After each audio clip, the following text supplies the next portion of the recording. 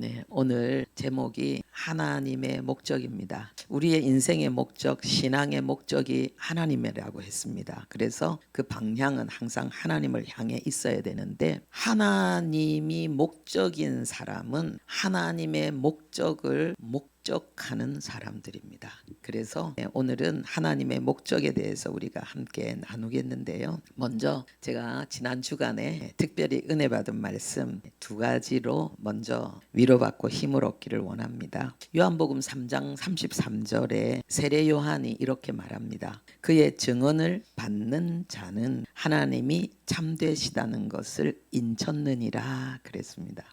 예수님께서 말씀하시는데, 예수님의 그 하나님에 대한 증언, 하나님의 나라에 대한 증언을 받는 자들이 있고 그걸 거부하는 자들이 있다는 거예요. 그런데 예수님의 그 말씀을 우리처럼 이렇게 받아들이는 자는 하나님이 참되시다, 하나님은 진실하시다, 하나님의 말씀이 진리고 사실이다 라는 것을 인치는 자들이라는 거죠. 굉장히 중요한 내용 아닙니까? 우리가 예수를 믿는 것이 나에게 주는 혜택, 그 믿음의 효력, 우리는 이것을 많이 생각하는데 하나님께서 그것뿐만 아니라 우리에게 말씀하시는 내용이 우리의 믿음이 이 세상에서 하나님께 있어서 얼마나 대단한 것인가, 그것이 하는 일이 얼마나 엄청난 것인가, 이것을 하나님 말씀하고 있는 거죠. 아니, 하나님이 참되시다는 거 두말하면 잔소리 아닙니까? 그런데 우리가 예수님을 믿는 것이 하나님이 참되시다는 것을 입증하고 증명하는 사건이라는 거죠. 이 세상 가운데서 하나님 편에서는 굉장히 중요한 거예요. 여기서 두 가지를 생각할 수 있는데, 첫 번째, 하나님은 왜 피조물들에게 그렇게 하나님이 싫다라고 생각하고 하나님을 부정하고 무시하는 사람들에게 하나님은 계속해서 자기를 증명하려고 하시는가? 왜 그들에게 인정받고 싶어 하시는가? 우리의 마음 똑같지 않습니까? 우리도 우리 자신이 좀 괜찮은 사람이다, 나 진짜다, 이런 것들을 사람들에게, 사랑하는 사람들에게 막 증명하고 싶잖아요. 또 모르는 사람이라도. 그게 하나님의 모습이네요. 하나님이 그렇다는 거예요.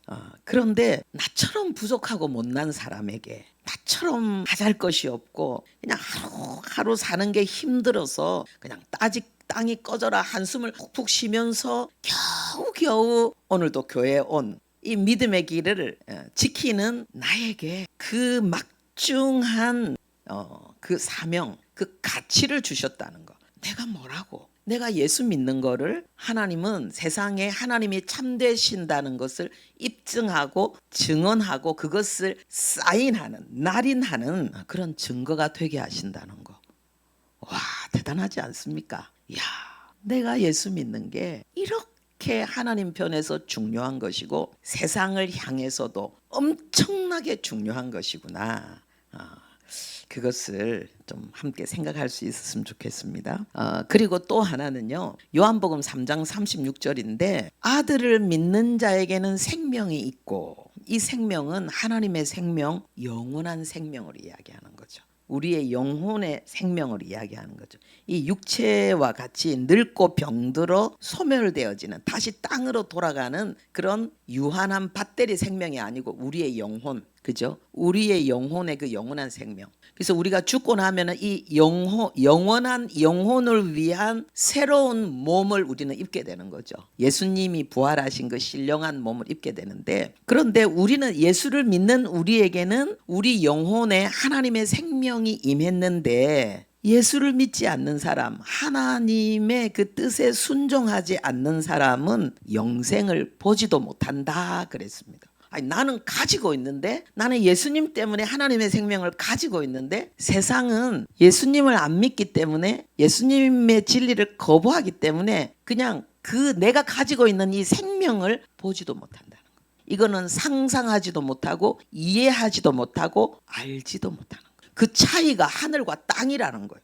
나는 가지고 있고 누리고 있고 그 생명이 내 안에서 자라고 있는데, 그 생명을 우리는 경험하면서 살아가고 있는데 세상은 그 사실에 대해서 전혀 모른다는 거예요. 우리가 이런 사람이에요. 우리가 이런 복을 받았어요. 그래서 현실과 사실이 있잖아요. 그죠? 현실과 사실. 현실과 사실이 같을 수도 있고 다를 수도 있어요.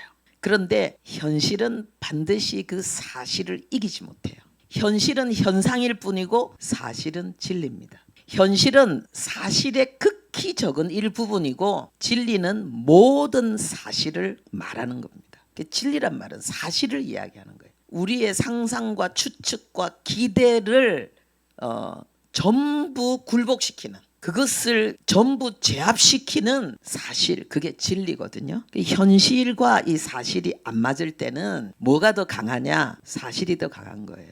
철종 임금 알잖아요. 우리 조선시대에 철종 임금이 자기가 왕손이라는 사실을 몰랐어요. 그래서 어떤 과정으로 인해서 강화도에서 그냥 그 깡촌에, 그리고 뭐 바닷가에 그냥 한 일반 범인으로 그냥 살았어요. 엄청 천하고 귀양살이는 그렇잖아요. 그 환경이 좋은 데가 아니에요. 아주 열악한 곳이거든요. 그런데 근데 그분이 한 18 이쯤 돼가지고 17, 18쯤 돼갖고 나라에 왕손이 없다. 왕손을 찾는데 여기 있다 그래갖고 왕이 됐잖아요. 그분은 강화도에서 그냥 맨발로 해변을 뛰어다닐 때도 그분은 왕손이었어요. 사실이에요. 근데 현실은 아니에요. 우리가 이 세상에서 그리스도인으로 산다는 게 꼭 그와 같은 거예요. 나는 하나님이 참되신다는 것을 증명하는, 그것을 사인하는 하나님의 증거, 하나님의 증인이고 하나님의 생명을 가진 자라는 거, 이건 사실이에요. 이건 진리예요. 근데 지금 현실은 그렇지 못하다는 거예요. 현실은 답답하고, 현실은 내가 부족하고 무능하고 사람들에게 인정받지 못하는 것처럼 하찮은 인생처럼 느껴지는데 그거는 그냥 일시적인 현실일 뿐이라는 거예요. 우리에게 주어진 이 진리의 사실이 현실을 압도하는 시간이 다가오고 있다는 거예요. 할렐루야. 우리가 점점 쓸수록 우리는 그날을 향해 가고 있으니까 얼마나 복된 사람이에요. 이 세상에는 세 종류의 사람이 있다고 합니다. 자연인이 있어요. 자연적인 생명의 본능으로만 살아가는 사람들, 육신의 생명이 주가 되어 살아가는 사람들, 이런 사람들은 세상의 성공이 전부예요. 그냥 내 잘 먹고 잘 살고 나 잘 되고 자식 잘 되면 끝. 이게 자연인이에요. 근데 이것은 동물도 똑같은 거예요. 인간과 동물의 차이가 없어요. 동물도 그냥 배부르면 그냥 새끼들하고 같이 즐겁게 지내고 좀 돌보고 그러면은 끝.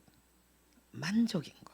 근데 이 자연적인 이 생명도 하나님이 주신 거라서 그 모든 동물이 그 생존하고 번성하는 데 필요한 그러한 지혜와 힘이 자연적인 생명에서 나오는 거죠. 그런데 이 자연적인 생명으로만 사는 사람들이 있는 반면에 또 지성인들이 있어요. 뭔가 잘 먹고 잘 사는 게 다가 아니지. 눈에 보이는 현실이 다가 아니지. 뭔가 더 가치 있는 것, 뭔가 더 의미 있는 것, 그러면서 옳고 그름을 또 생각하면서 살아가는 사람들, 우리는 이런 사람들을 지성인이다 이렇게 생각하는. 그런데 거기에서도 얼마나 많은 오류가 있는지요. 옳다고 생각했던 것들이 오히려 더 큰 사회에 폐해가 되는 그런 역사들이 얼마나 많이 있습니까?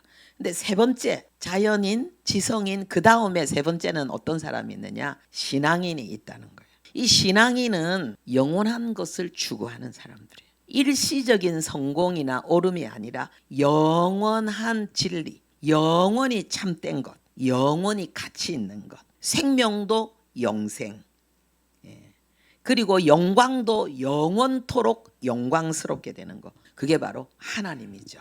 그래서 그리스도인은 영원을 추구하는 사람들, 자연인이나 지성인보다 더 탁월한 새로운 차원의, 그거보다 훨씬 더 높은 차원의 삶을 추구하는 사람들. 여러분 어떻습니까? 여러분은 자연인으로 주로 삽니까? 지성인으로 뭔가 옳음을 추구합니까? 아니면은 신앙인으로 삽니까?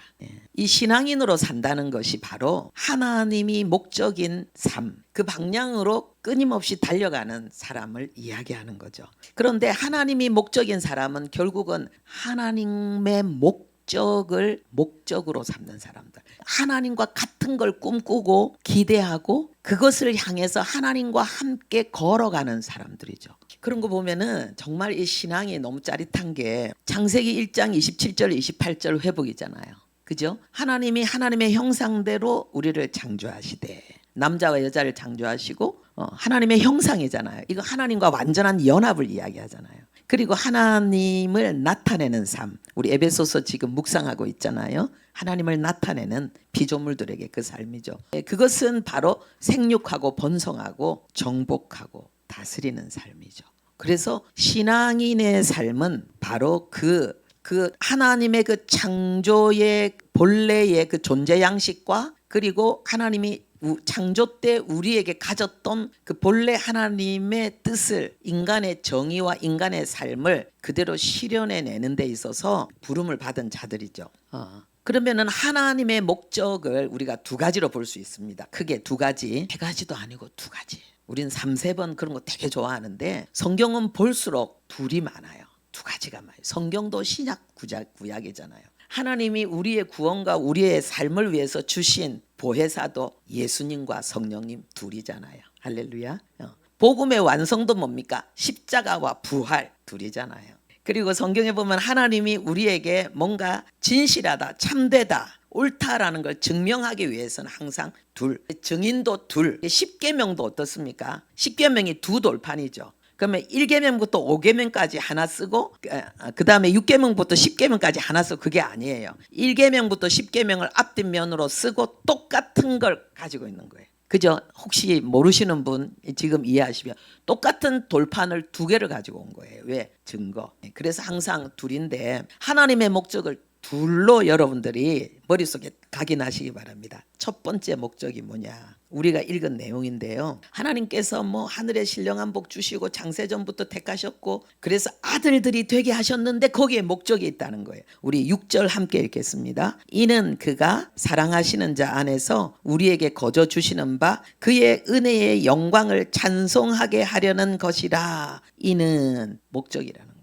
그게 뭐냐? 하나님의 은혜의 영광을 찬송하게 하는 거. 이게 굉장히 재밌어요. 이 예수 믿는 거는 너무 기분 좋아서 팔짝팔짝 뛰게 만드는 거예요. 하나님의 목적이 뭐냐? 은혜가 뭡니까? 사랑이잖아요. 조건 없는 사랑, 포기하지 않는 사랑, 한번 내가 사랑하기로 결정하면 끝까지 가는 사랑, 그거잖아요. 예. 그래서 아브라함과 하나님께서 이 사랑에, 이제 하나님은 우리가 결혼할 때 보면 반지 끼잖아요. 약속. 그 다음에 뭐 서약, 결혼 서약 이런 거 하잖아요. 그 다 성경에서 나온 거예요. 하나님께서 우리를 사랑하시기 위해서 언약을 맺으시는데 아브라함과 언약 맺는 장면에 보면 아브라함이 두려워서 그리고 떨고 그리고 깊이 잠든 가운데 하나님이 오셔서 하나님이 홀로 그 언약의 길을 걸어가신 거, 횃불 언약이라 그래가지고 짐승을 반을 쫙 쪼개가지고 이렇게 딱 벌려놓는 거예요. 그게 뭐냐? 우리가 이 약속을 어기면, 둘 중에 하나 약속을 어기면 이 짐승처럼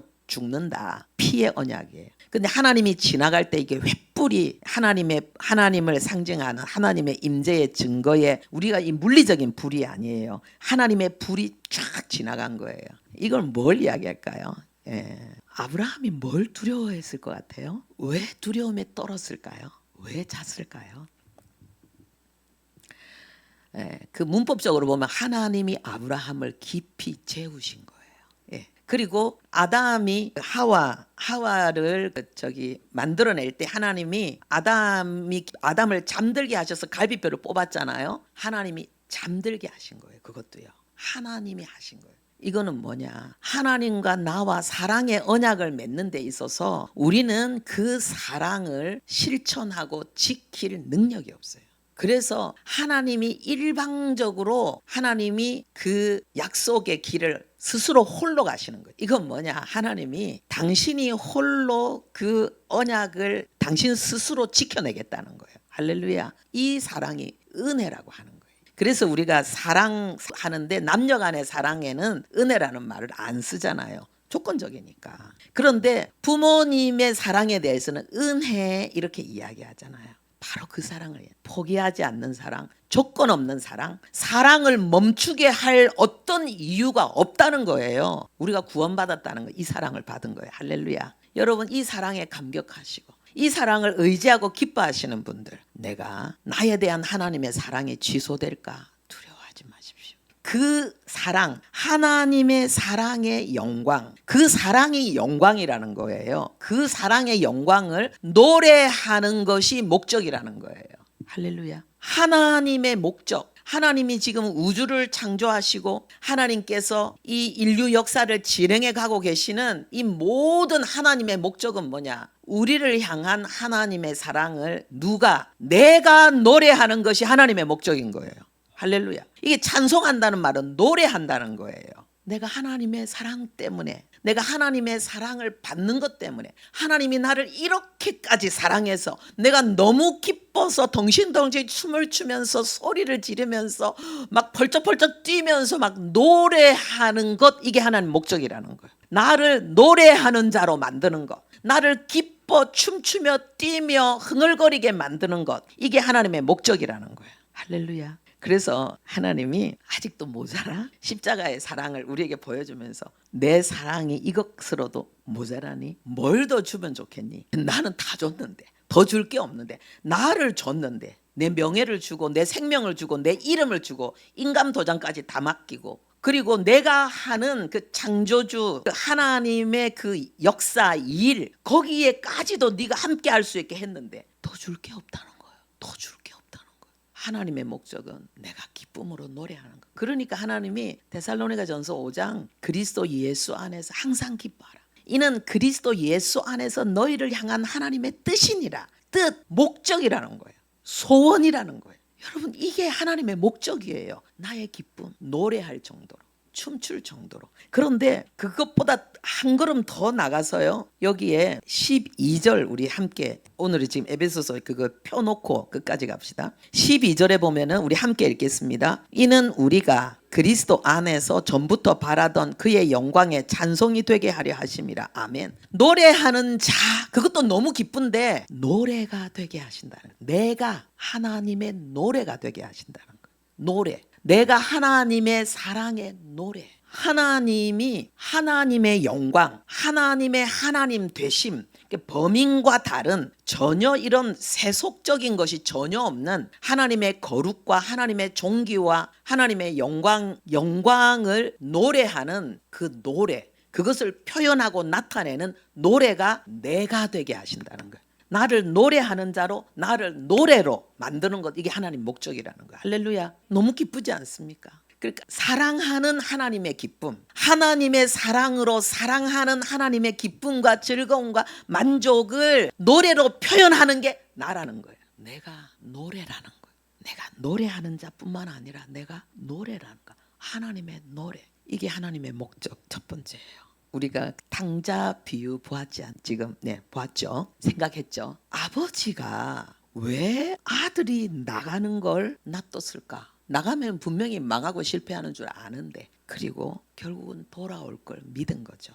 아버지는 믿은 거죠. 아버지 바보 아니가? 재산 다, 그러니까 큰아들이 화냈잖아요. 아버지 재산을 다 허비하고, 그것도 허랑방탕하게, 얼마나 대단한 건데, 아버지의 이 재산이 얼마나 거룩하고 존귀한 건데, 그걸 다 그냥 창기와 함께 세상에 천한 것에 그냥 다 쓰고, 그리고 그 완전히 그 죄의 냄새로, 죄의 천박함과 그 흉측함으로 자신을 완전히 똥덩어리로 만들어 가지고 아버지를 불명예스럽게 만드는 그 돈 가지고 한 이 동생한테 어떻게 아버지가 이렇게 잔치를 해줄 수 있습니까? 그런데 아버지가 중요한 얘기 하잖아요.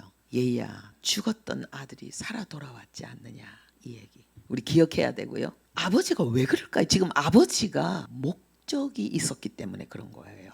이 아버지는 둘째 아들에게 바라는 게 있어요. 아버지가 뭐가 부족해요? 도움을 받는 것 아니잖아요. 하나님은 우리의 도움이 필요한 분이 아니에요. 내가 하나님한테 뭔가 대단하게 해드리는 것처럼 생각하는 그 자체부터가 우리는 속는 거예요. 아버지의 목적이 이루어졌잖아요. 아버지의 목적이 뭡니까? 그 아들이 아버지의 사랑을 노래하는 것. 그 아들이 아버지의 사랑의 노래가 되는 거. 그게 아버지의 목적인데 그게 이루어졌잖아요. 맞잖아요. 예. 그 아들이 얼마나 아버지의 사랑을 노래하겠습니까? 그리고 그 아들만 보면 그 아들이 이제 점점점 변화되어져. 이 아들이 아버지 집에 온 게 그게 아니잖아요. 그때부터 이제는 이 아들은 새로운 삶이 시작되어지잖아요. 이전과는 다르잖아요. 그래서 아버지와 함께 사랑의 교제를 나누고 의논하고 조언을 구하고 그러면서 아버지에게 감탄하면서 아버지를 닮아가잖아요. 그 아들이 이제는 아버지의 모습을 점점점 드러내는 거잖아요. 아버지의 노래잖아요.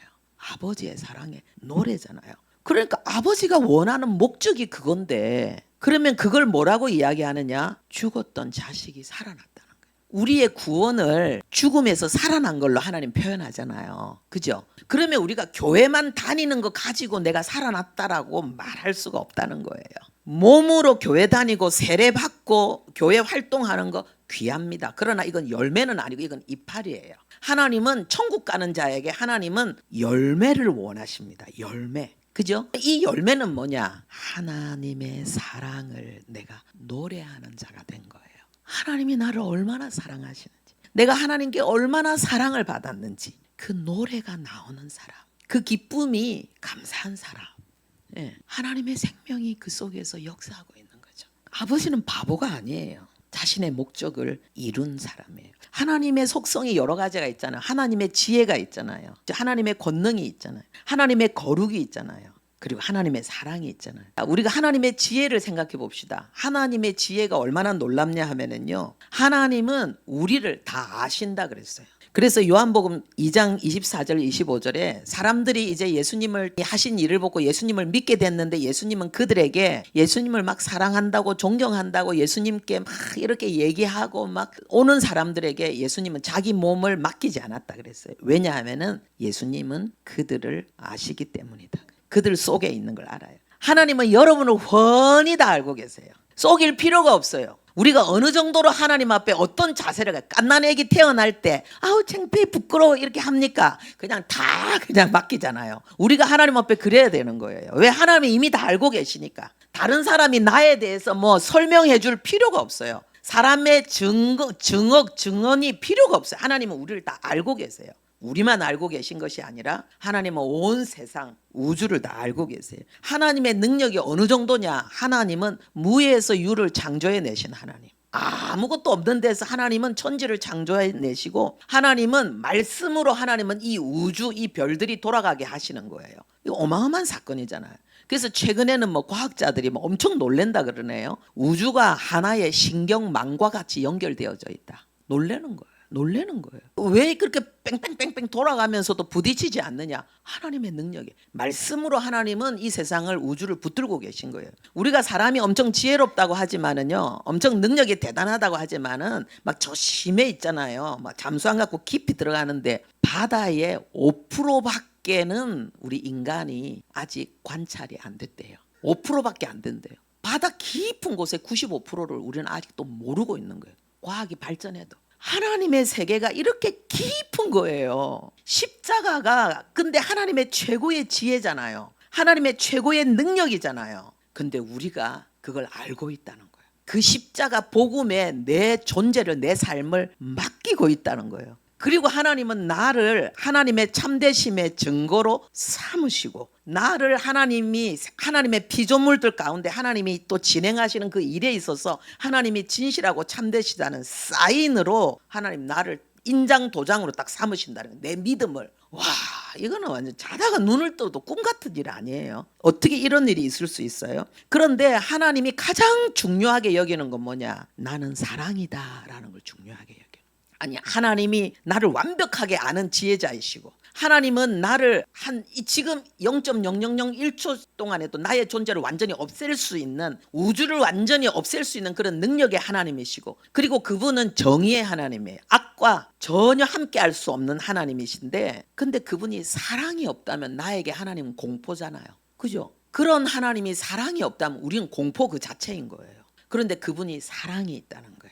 그래서 내가 그런 하나님께 내가 존재하고 있고 붙어서 존재하고 있고 그리고 내 인생이 지금 내 역사가 진행되고 있다는 거예요. 사랑 때문에. 할렐루야. 와, 이 정말 너무 놀라운.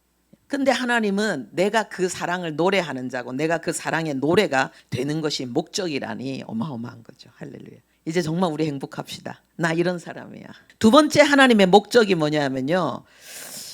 여기 에베소서에도 나타나 있는데 3장 8절 보면은 7절 8절 우리 함께 읽겠습니다. 시작. 이 복음을 위하여 그의 능력이 역사하시는 대로 내게 주신 하나님의 은혜의 선물을 따라 내가 일꾼이 되었노라. 모든 성도 중에 지극히 작은 자보다 더 작은 나에게 이 은혜를 주신 것은 측량할 수 없는 그리스도의 풍성함을 이방인에게 전하게 하시고 그랬습니다. 그러니까 이방인에게, 하나님을 모르는 사람, 하나님을 부인하고 부정하는 사람에게 하나님의 사랑을 전하는 것, 이것이 하나님이 우리에게 맡긴 두 번째 일이에요. 근데 여기에 대해서 성경을 한 군데 더 봐야 되겠습니다. 신약 성경 349페이지 디도서 2장 14절. 디도서 2장 14절 349페이지 신약 성경 그쯤에 있습니다. 네, 찾으셨나요? 자, 2장 14절 우리 함께 읽겠습니다. 그가 우리를 대신하여 자신을 주심은 모든 불법에서 우리를 속량하시고 우리를 깨끗하게 하사 선한 일을 열심히 하는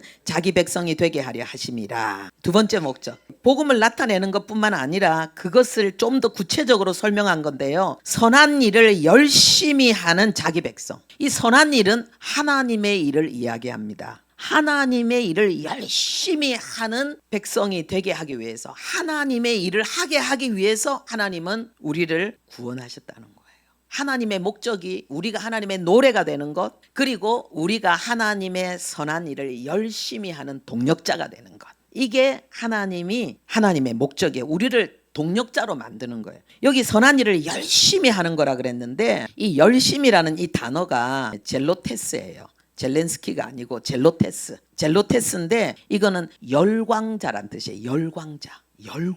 하나님의 일에 열광하는 사람. 그런데 이 단어를 어디에다 주로 썼냐 하면요. 하나님은 질투하시는 하나님이라 할 때 이 질투라는 이 단어 속에 이 열광이라는 이 단어를 연결시켰어요. 하나님이 나를 질투하신다는 이게 무슨 뜻일까요? 나를 향한 하나님의 사랑의 열정이 어느 정도냐? 대체물이 없다는 거예요. 대체물이 없다는 거예요. 하나님이 나를 사랑하시는데 내가 하나님을 사랑하지 않아 하면은 하나님이 속상해 가지고 하나님을 사랑하는 또 다른 사람에게로 나에게 주었던 그 사랑이 옮겨지지 않는다는 거예요. 그래서 질투하는 거예요. 나한테 한번 꽂힌 하나님의 사랑은 영원하다는 거예요. 자, 우리 함께 할까요? 하나님이 나한테 꽂혔어. 3번 합시다. 자, 시작. 하나님이 나한테 꽂혔어. 하나님이 나한테 꽂혔어. 하나님이 나한테 꽂혔어. 우리가 알아야 될 게, 나는 하나님의 마음을 가진 자야. 나는 하나님의 마음을 빼앗은 자야. 그런데 하나님의 목적이 뭐냐 하면은요. 하나님은 참 진실하시기 때문에 사랑도 진실하시고 하나님의 행하심도 진실하고 참되시잖아요. 열정이 있잖아. 대충 이래 하는 게 없단 말이에요, 하나님은. 그런데 하나님의 선한 일에 우리도 하나님과 똑같이 열정적인 사람이 되는 것, 이게 하나님의 목적이라는 거예요. 두 번째 목적. 자, 그 위에 11절부터 우리가 10절까지 다시 한번 읽어볼까요? 디도서 2장 11절부터 13절까지 시작. 모든 사람에게 구원을 주시는 하나님의 은혜가 나타나 우리를 양육하시되 경건하지 않은 것과 이 세상 정욕을 다 버리고 신중함과 의로움과 경건함으로 이 세상에 살고 복스러운 소망과 우리의 크신 하나님 구주 예수 그리스도의 영광이 나타나심을 기다리게 하셨으니, 우리가 하나님께 순종하고 하나님께 충성하고 내 자아 죽음에 대한 내용을 뭐로 생각하느냐?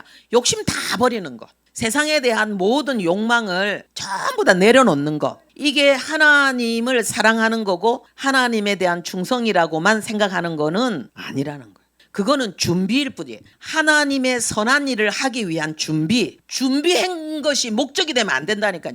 욕심 버리는 게 목적이 아니라는 거예요. 마음을 비우는 게 목적이 아니라는 거예요.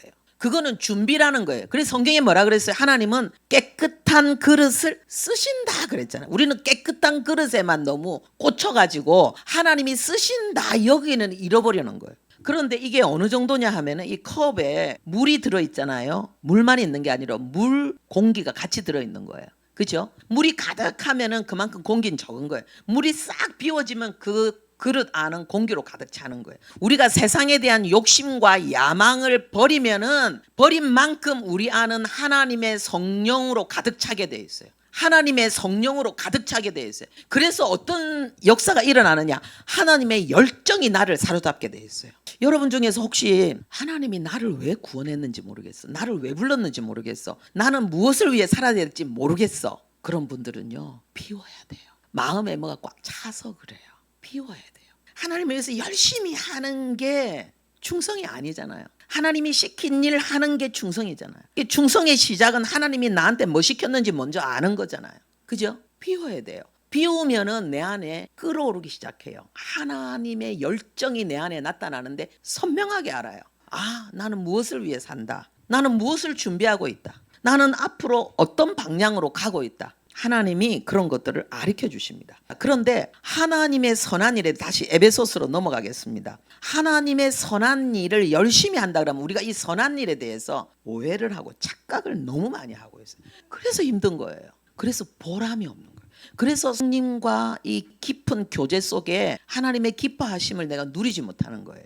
그래서 내 백성이 여호와를 아는 지식이 없어서 그 삶이 힘들다는 말씀이 맞아요. 에베소서에 보면은요, 에베소서 1장에는 목적이 나오죠. 그렇죠? 하나님의 노래가 되게 하겠다는 가장 근본적인 첫 번째 목적이 나오죠. 2장에는요, 십자가로 우리를 화목케 하신다는 내용이 나와요. 어떻게 우리가 그 목적에 속한 자가 되었는가? 십자가라는 거예요. 내가 아니라는 거예요. 하나님이 일방적으로 우리에게 주신 은혜라는 거예요. 그러면서 3장에는요, 이왕 보기 시작했으니까 3장에는 아니에요. 자, 그리고 이제 이거를 하는 게 낫겠네요. 1장에 보면은 기도가 나오고 있습니다. 1장에 다시 십자가 하기 전에, 자, 우리 여기 16절, 1장 16절부터 우리 함께 읽겠습니다. 내가 기도할 때에 기억하며 너희로 말미암아 감사하기를 그치지 아니하고 우리 주 예수 그리스도의 하나님 영광의 아버지께서 지혜와 계시의 영을 너희에게 주사 하나님을 알게 하시고 너희 마음의 눈을 밝히며 그의 부르심의 소망이 무엇이며 성도 안에서 기업의 영광의 풍성함이